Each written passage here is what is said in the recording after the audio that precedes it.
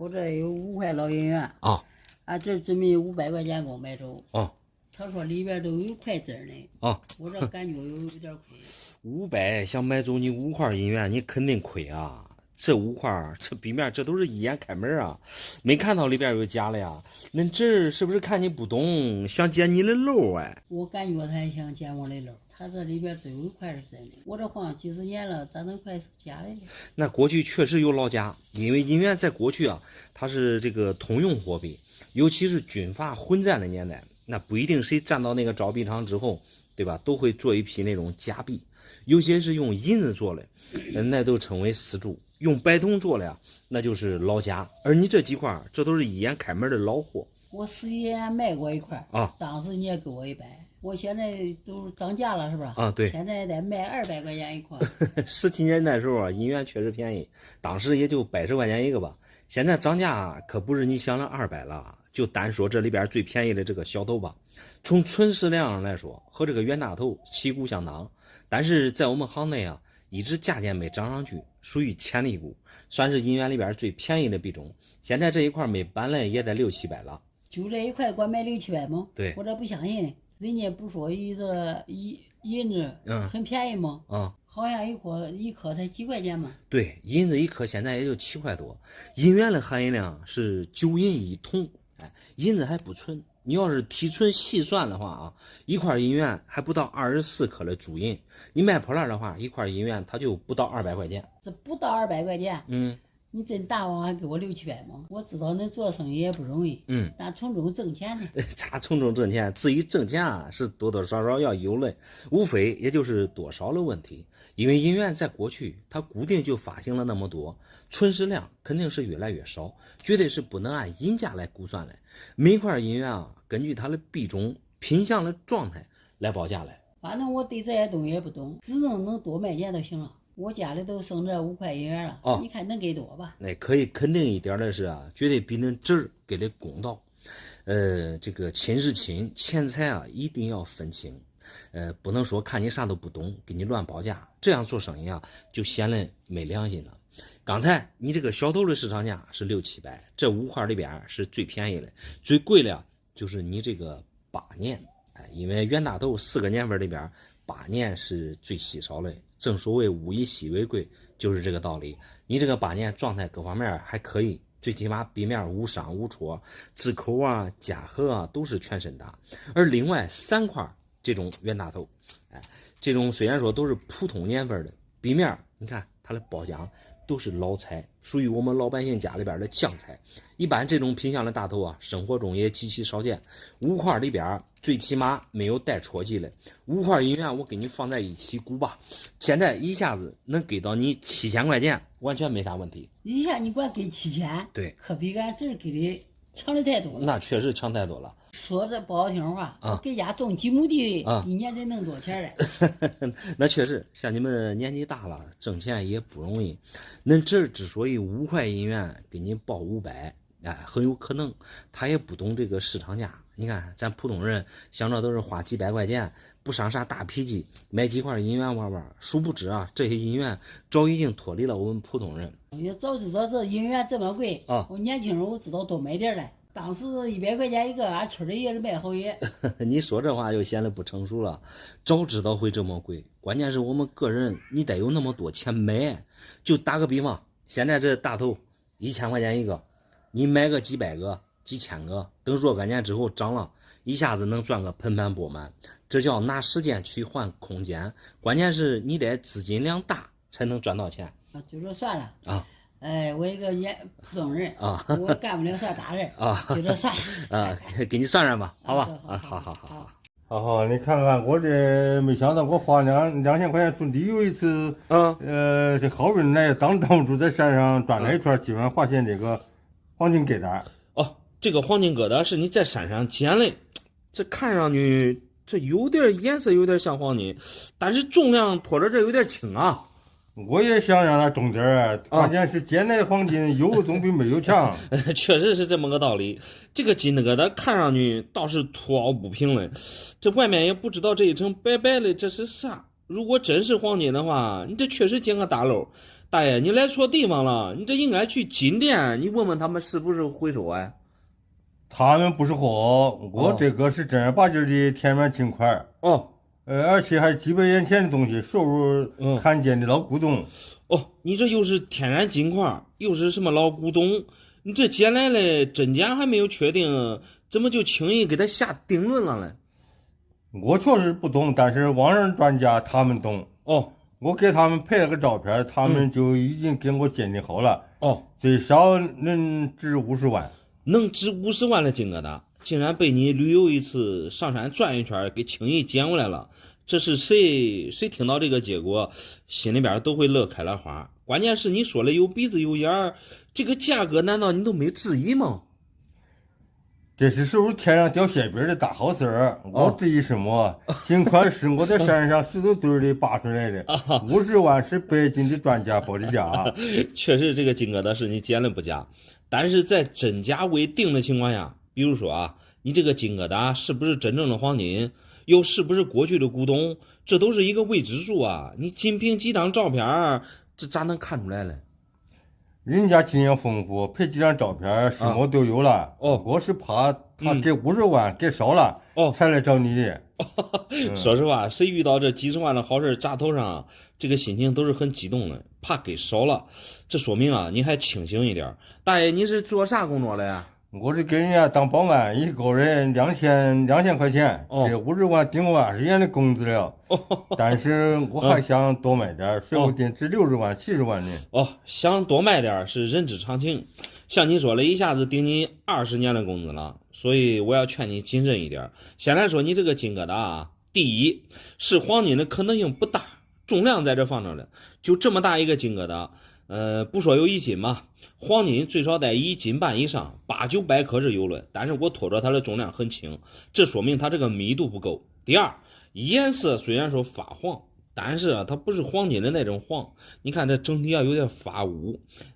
第三，更不是什么古董，你这说这谁家的古董会是这么个一个样子呢？对吧？它既没有造型，又没有特别之处，所以通过以上3点啊，可以看出你这个东西啊，没有任何价值可言。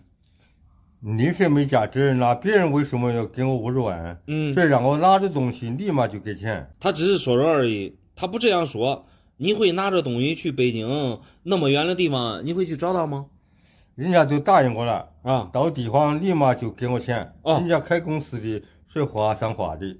说话算话不算话咱不抬杠，我就跟你明说，你这个金疙瘩没价值，你在网上遇到了那些都是他们的骗局。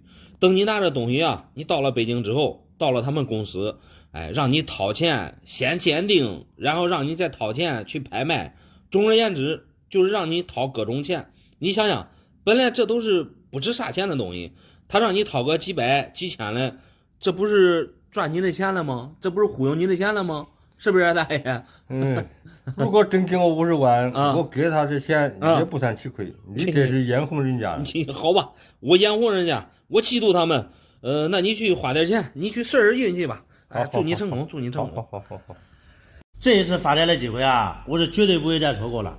给别人出2000块钱，我就能卖100万。错过这个村儿，可就没这个店了。给别人2000块钱，你就能得到100万。听你说这话，这给大气些了啊！来，我看看啥样的东西。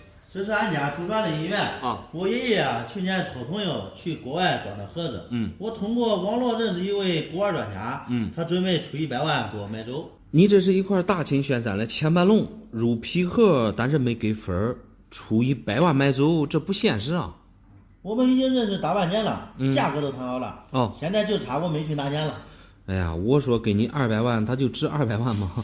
你这个大秦玄山虽然说没分，但是壁面状态还不错，壁面稍微带点低光，毕竟啊也是流通过的。你出2000块钱就能给你100万，这是个啥情况啊？我这样告诉你吧，我啊其实是一个快递员，一个月工资差不多也就是3000块钱吧。我曾经算过一笔账，我得跟30年才能挣够100万。那是我这2000就能挣100万了。你30年不吃不喝赚100万，关键是你用2000，你这是给谁，谁也不可能把这个银元给你卖到100万，这是重点。你卖不了100万，不等于别人卖不了。那是那个专家说了，可以拿着银元上拍。我发现你陷入一个误区，因为你这个银元啊本身它就值不了100万，你再是上拍卖会也没有人去买，这是典型的在网上遇到了大忽悠啊，收好你那2000块钱的钱袋子，你可别让别人给你洗脑了。你这话说的，我都30多岁的人了，怎么可能被别人洗脑呢？我这个银元啊，在俺家都传4代人了。100多年前的古董，肯定是值钱的。你说的很对，从宣统3年到现在，确实是100多年了。但是像这种大清宣3，以前的发行量比较多。我这个品相非常好啊，专家主打就是一个状态好，好银元不怕没人买。状态一般般吧，因为你这个已经品级入盒。皮盒给的你看有参考 XF92，XF 就是壁面有流通痕迹，不用加放大镜，这用眼看啊，这清晰的都能看出来，值不了100万，你千万别被别人给套路了就行了。说实话，我感觉可以，毕竟交2000块钱的服务费，给100万，这靠谱。要弄成了，我就不用再当快递员了。主要是你想的太简单了，你交这2000的服务费啊，并得不到100万，这是有依据的。因为你这个大清的状态在这放上来，流通过的品相也没分儿，这种银元啊，在我们店里到处都是，只要你愿意出钱，在哪都能买得到。细看你这个板，它是这个前板龙，尾巴没有出云。前板龙里边最贵的是阿后点，阿后点照你这个状态也就1-2万的市场价呗。前板大清啊，我现在最多能给你估到8000。8000块钱？对。你当我傻呀？我花2000块钱的服务费挣100万，你这给我8000，可能卖给你吗？你先别着急，我给你分析一下100万的套路。市场价8000的这个大清，为了让你开心的交给他们2000的服务费，给你吃一个发财的定心丸，说值100万。正如你快递员一样，30年啊，你才能挣够100万。对，这一下子就让你发财了。你搁谁身上，对吧？谁都想发财。所以当你兴致勃勃的呀，带着银元交给他们这个2000块钱的服务费，到最后啊，给你挂100万，肯定是没有人去买单。你想想，人家手里边握有100万的这个老板啊，他们咋不知道这个银元的行情呢？到最后啊，你落了2000块钱也花了，你的银元也没卖掉，再加上你来回的路费，包括你之前的误工费，杂七杂八的，这钱都花了，东西也没卖掉，你这不是正中别人的下怀吗？这瞎胡扯你，银元还还给我吧。我不能听你这消极思想，再听下去啊，也不会给我100万，净耽误我的事儿。你去试试吧。真是天无绝人之路啊！俺公司虽然说是破产了，但是俺朋友这个金牛，这1斤多的黄金，无形之中啊，又帮我一个大忙。你这个金牛造型确实不错，这么大个的话，而且还是实心的，才1斤多重，这重量明显不够啊。现在黄金涨价了，说句不好听的话，这1斤4两的黄金几十万呀。1斤4两，折合重量的话700克，算下来确实得30多万了。但是我看着你这个金牛，看造型的话，整体颜色你看有点艳，尤其是下边，你看很多地方这都已经褪色了。这么个小玩意儿，你指望它帮大忙，这有点难啊。一般你们回收的套路我都懂，首先是对我拿过来的东西，无情的打击，没有，以此来压低我的价格。但是有一点我跟你说，你蒙到了别人，你却蒙不住我，因为我知道黄金都是按斤来回收。你这完全误会我的意思了，我并没有趁机压低你的价格。黄金给你纠正一下，是按克来算的，按斤的话你肯定吃亏。不管按斤还是按克，我这是1斤4两的重量，你给我60万，东西你留下，我提着钱走，让你捡个漏。60万还让我捡漏，这话说的很有意思啊。咱们就按现在的金价算嘛，你这1斤4两700克，1克480的市场价，算下来也就30多万嘛。你这狮子大张口，一下子报60万，这账算的太轻巧了吧？轻巧啥？这是一个金牛，不是单纯的黄金。有一句老话说得好，黄金有价，古董无价。对，像这么保存完好的古董金牛，你说去上哪找啊？说实话，刚开始我还以为你来错地方了。我说我这也不回收黄金啊，回收黄金你得去街边的那寄卖行。原来你是按古董价钱算的呀？就是按古董算的呀。平时俺朋友都是锁在保险柜里边。昨天他喝多了，拿给我叫我欣赏来。我趁机给他拿过来，算是给他借过来，准备翻身用。虽然说公司破产了，准备用朋友的金牛翻身再来啊，想法挺好，但世事难料。第一，你就不应该趁他醉酒的情况下借出来，真正想帮你一把了，那是在金钱上给你支持。酒肉朋友啊，你也不必当真。成败在此一举了。你不了解俺做生意的，现金流啊，对于我们太重要了啊！你给我看看，最高能给多少万吧？你想的确实挺好，我的估价结果估计你也不会满意。首先，你这个金牛啊，并非是古董。什么是古董？意思就是有年代感的东西，属于过去某一个时代的产物。你先看一下它的工艺啊，在过去像这种麒麟，这都是纯手工雕刻出来的，而你这个很明显啊，这都是一体压制出来的。而且它这个底部你看一下，这多少都有车窗车过的痕迹，我这怎么看这都不是古董，这假的太明显了。不是古董也没关系，反正是我急着用钱的，实在不行按黄金的价钱卖给你也行给我30万都30万吧。你这态度转变的太快了，刚才你还张口60万了，现在又按金价算，但是很可惜啊，你这连黄金都不是。像你说的这1斤4两，你知道黄金的密度是多重吗？就你这么大个的话，如果真是黄金，最少得3、4斤重。况且你看一下，你这个拿了金牛啊，有很多地方这都褪色了。时间长了，不都是这样的吗？你也别挑三拣四了，直接给我报价。没有挑三拣四，只是跟你说一下，它的材质并不是黄金，也就是现在的一个类似于镀金的摆件吧。成本我看也不会超过100块钱，大概就这样。100块钱？对，你这不是给我搞笑了吗？这价格确实我很意外，差点惊掉我的下巴。那确实很意外。本来你是想借机东山再起翻身的，但是谁也没想到啊，那朋友口中的这个家传之宝啊，竟然是赝品。你想翻身重来的心情我也能理解，这个金牛我也是想告诉你啊，交友要谨慎，尤其是酒肉朋友，酒后表现出来的豪言壮语啊，你就当笑话听听就算了。哎，太扯淡了，我没想到这是假货。就是假货。谢谢你了，没事。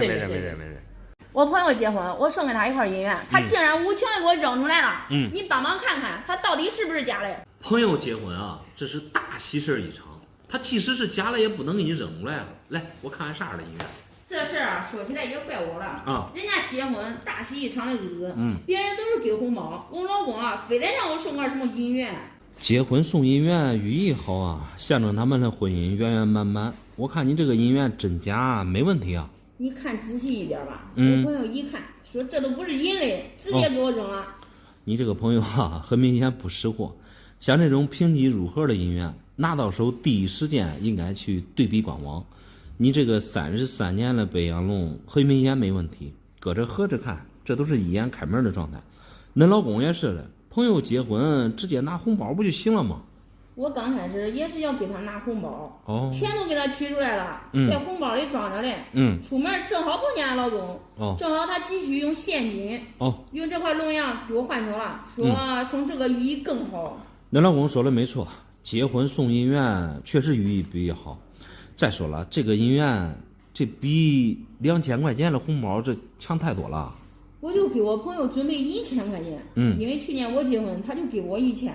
那只能说明你这个朋友不识货，1000块钱换一块33年的北洋龙，说实话，在平时挑这灯笼也找不来。恁老公也是一个马大哈，他就没问你随多少钱吗？我老公这个人吧，平时习惯大方，尤其是给朋友之间，从来不像我们去计较钱。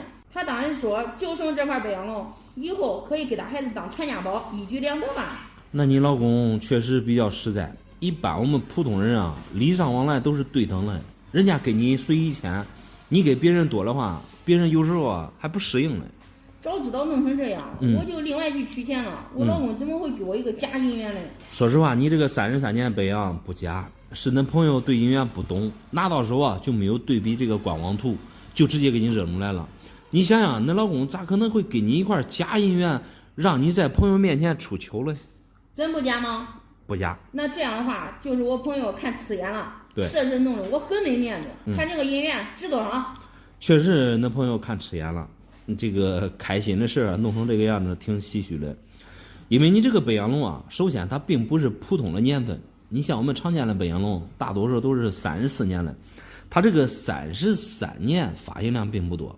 而你这个已经评级入盒了，评级币又不是那种野鸡盒子，野鸡盒子在市面上比较多，大多数银元小白不懂，喜欢贪便宜，都去买那种野鸡盒子，殊不知啊，野鸡盒子里边装的都是假币。有时候看着买的便宜，到时候其实没啥用，因为它是假币嘛。很有可能的朋友啊，以为你这是个野鸡盒子，国内的公模，国外的皮盒、N 盒，只要不是假盒，对比官网一之后啊，都是可以正常在币圈的流通的。而你这个正是 XF45分的状态，算是流通过了吧？它这个龙鳞，说实话已经算是好了，因为33年的北洋龙啊，龙鳞都不算好。整体壁面，你看字口两面，这都非常清晰，而且壁面多少带一点黄油彩。就凭你这个状态的话，目前我能给你估到5-6千左右的市场价吧。我没听说吧？这一块银元能值好几千吗？对，我老公这个人真是太大方了，我这好心，结果没得到回报。哎呀，只能说明那朋友啊赚不了这个便宜了。这一眼开门的银元，因为他不识货，给你直接扔出来了，反而是一点面子也没给你留。本来是结婚大喜的日子，结果弄了你们俩心里边都不爽。正所谓是啊，人之不够，害人不浅啊。哎，我也伤心了。我拿出来的第一想法就是给他断交，变现给你吧，以此证明我的清白。行吧，那你这样的朋友确实生无可恋。知道他的为人，以后你也不必太在意，太伤心。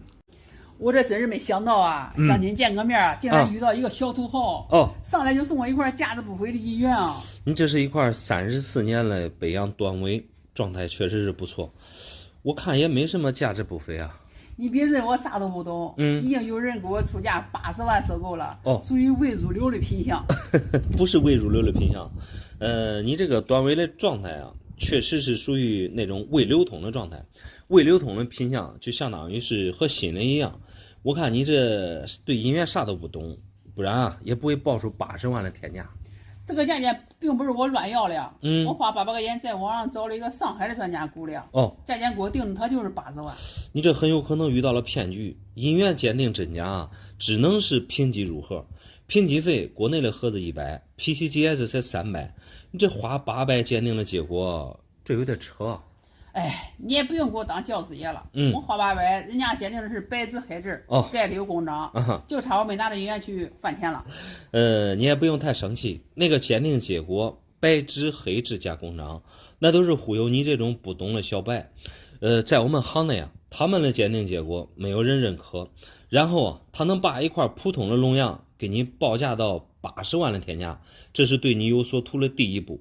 下一步肯定是让你带着银元去找他们，趁着你的信任，再次啊让你交费。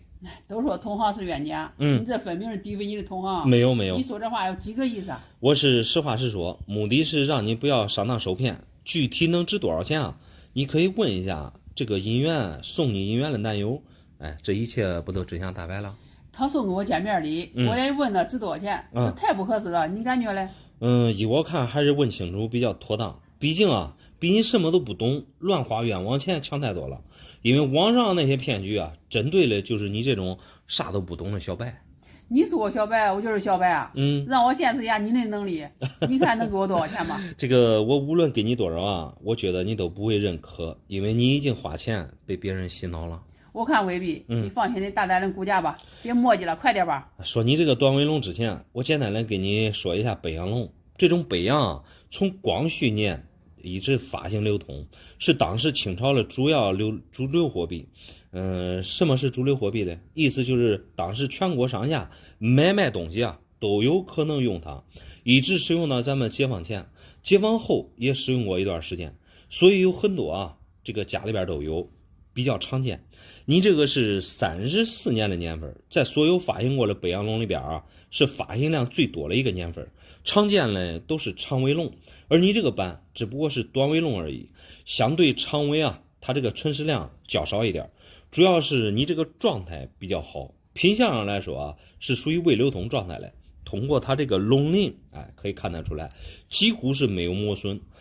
又是高额头、全字口，两面属于全身打，包浆呢又是这种老味道，所以综合评估的话，我个人认为啊，它的价格在1万左右吧。1万左右？对，你这好意思说，人家给80万，你估价1万，对，这成能错了80倍啊！对啊，确实和你估了错了80倍，我倒是没感觉到没啥不好意思了。1万基本上就是这个短尾现在的市场价，给你报80万啊，反而啊偏离了市场价，他那个价格实在是太离谱了。你让经常玩银元的都知道。不管你说的天花乱坠，1万块钱门都没有。我放80万不卖，卖给你，除非我傻了。傻不傻了咱都不说了，最后给你一点忠告。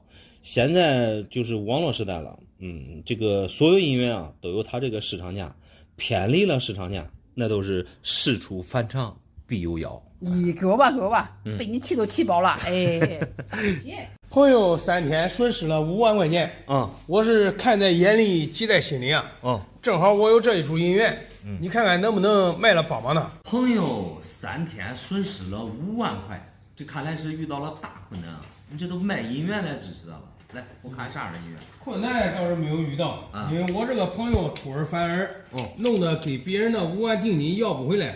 我挺不好意思的。你这4块，这都是清一色的冤大头啊，都已经评级入盒，3、8、9、10，这正好是一套。对，这是一套啊，朋友送我的，你看值不值2万？值不值2万？我看你这都是相当于是通货吧，里边这个8年，这是一个空心眼而已，其他的也没啥大板啊。你这帮朋友是一件好事，但是你这株银元恐怕是有气无力啊，值不了2万块钱。老板，你都星期三吧？我朋友也是够悲催的了。通过我的介绍啊，买俺邻居的房子嘞。3天前价钱都搞好了，给俺邻居5万的定金。现在出尔反尔不想要了。哎呀，那我说句不好听的话，你这个朋友没有契约精神啊！价钱都搞好了，定金都给了，这出尔反尔，定金肯定是没了。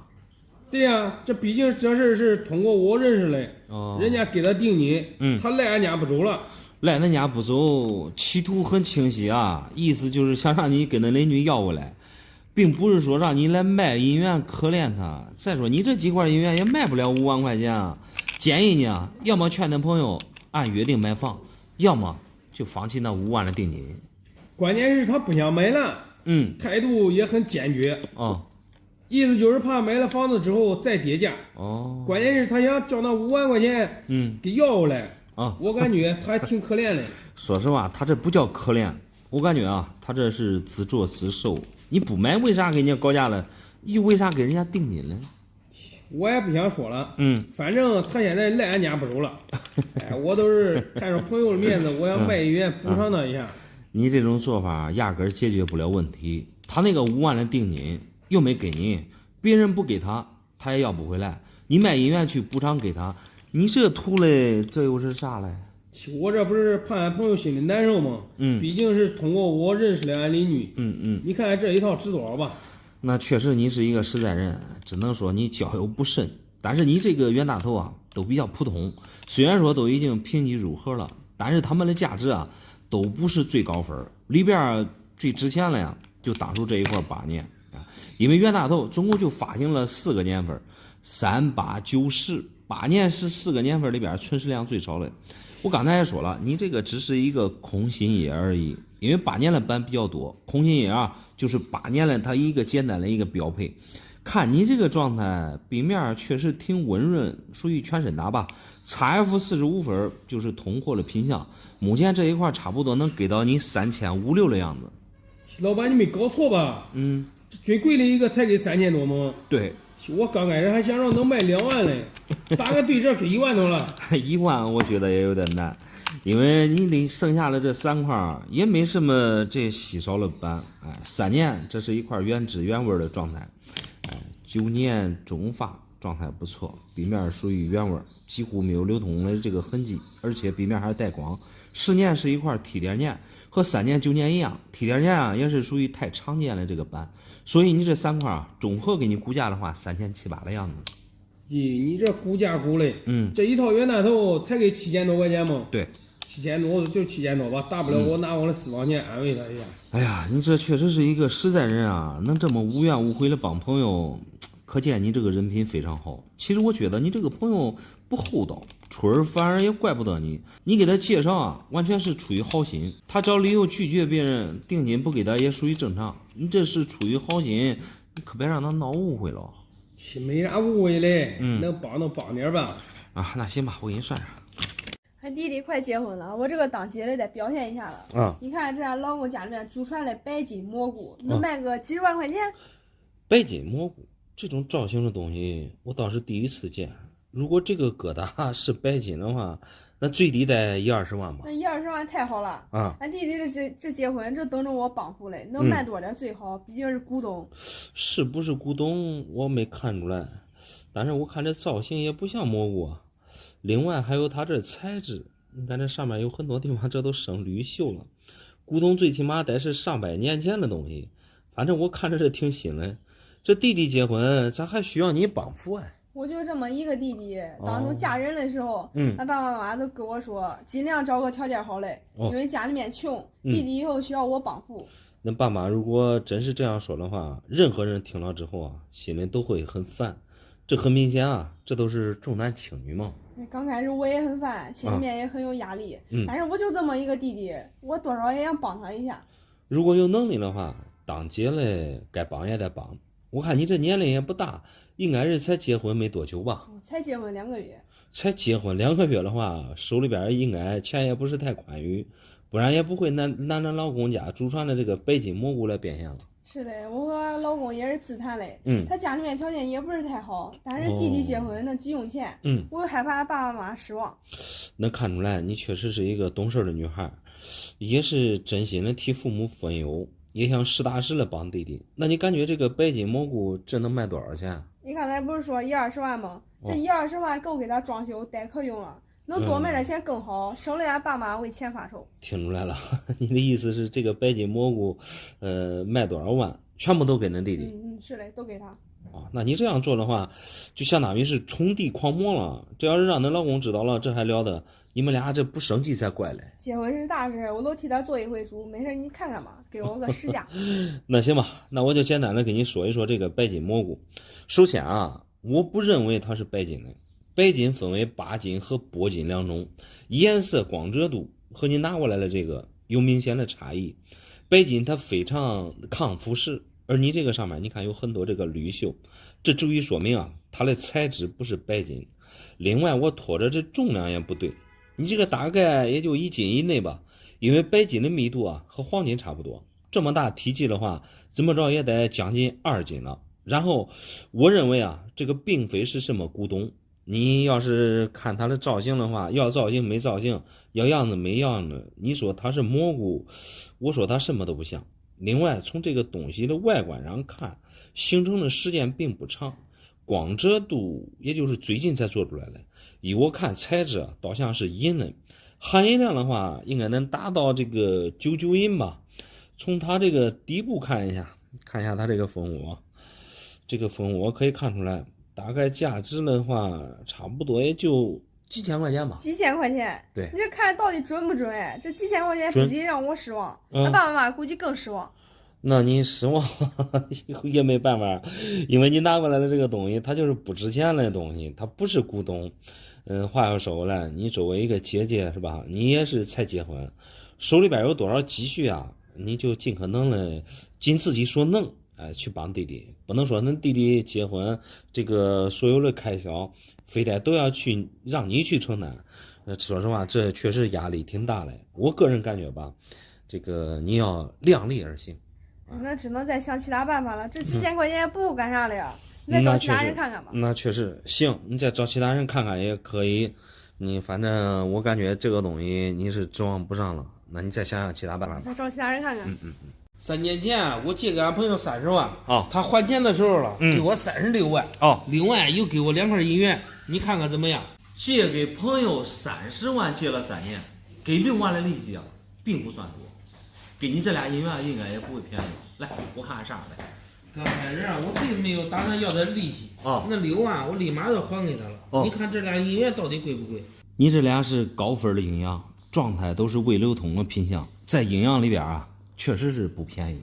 如果是真值钱的话，我也还给他。朋友一场，我不能乱要他的东西。那个值钱倒是谈不上，因为你这俩这都是营养，虽说这笔面是微流通带转光吧。第一，年份不是特稀有；第二，它不是 PCGS 的评级。这个6万的利息都退给他了，难道这俩阴阳你还介意吗？这俩医院是他把6万利息还给我的时候他过意不去。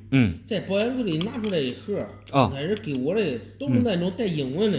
我问他多少钱一个，他还没有说。带英文的，就是那种 PCGS 的盒子。如果带龙带分的话，那确实是不会便宜了。我就怕他给我贵的医院，所以说我推脱掉了。执意给他要2个最便宜的医院。确实，那朋友也没忽悠你，这俩医院就是最便宜的币种。这个说实话，一下借给别人30万，用了3年不要利息，这魄力我觉得比较少见。说句不好听嘞，你现在随便你去刷个信用卡，30万的话，1个月也得1000多的利息了吧？朋友嘛，他给利息是本分，我退利息是情分。对，朋友一场，借点钱，我再要利息，总感觉心里不舒服。毕竟几十年的友谊情分在那放着呢。那是的，你的眼光看来确实挺远，能像你这么有魄力的人不多。但是你不要了他利息的话，他心里边也该过意不去了。所以说我象征性的要他2块银元，不然的话实在推脱不掉。对，还准备请我吃饭呢，我都给拒绝了。你说的很对，一般像你们这种成功人士啊，朋友在需要帮忙的时候，给他伸出这个一把援手，也不计什么利息，象征性的，对吧？拿最便宜的银元，已经是够好的了。我就怕你忽悠我。你这样吧，你帮我看这俩银元到底能值多少？哎呀，你虽说不懂银元，但是我确实不忽悠你。实话实说，你这俩银元，状态虽说是不错，但是阴阳这个币种啊，在银元里边它是最便宜的，因为这个阴阳是国外的币种，在咱们这边啊，第一玩家不是太多，最突出的就是它这个发行量比较多。你看，从清朝开始一直到民国，整整算是发了了这个110年，基本上好品样的不是太多，大多都是10个阴阳9个戳。你这俩好就好在它这个品相不错，你看都是 MS63分，这个是正儿八经未流通的状态。我为什么说他们俩不值钱嘛？还有一点就是他们这个年份啊，你可以看一下，这个年份1908和1898，这都是常见的发行年份，状态确实是超级好。你看2块都带低光，我给你大概估一下价，2块2000多的样子吧。2000多不少了，你还说不值钱？你这不是拿我开涮吗？没有拿你开涮的意思。就像我们常见的那个大小头啊，你个一块的63分都1000好几了。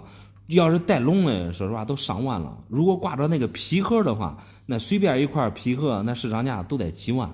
所以说啊，这俩银元在这个所有银元里边是最便宜的。我还不知道，原来银元里边有那么多巧。真是领教了。放心吧，毕竟啊，你借给那朋友几十万，给你这俩银元啊，又表示一下，也实属正常。拿回去留个纪念，你不要对吧？你不要的话，那朋友也该过意不去了。谢谢你，2000多我也收下了。对。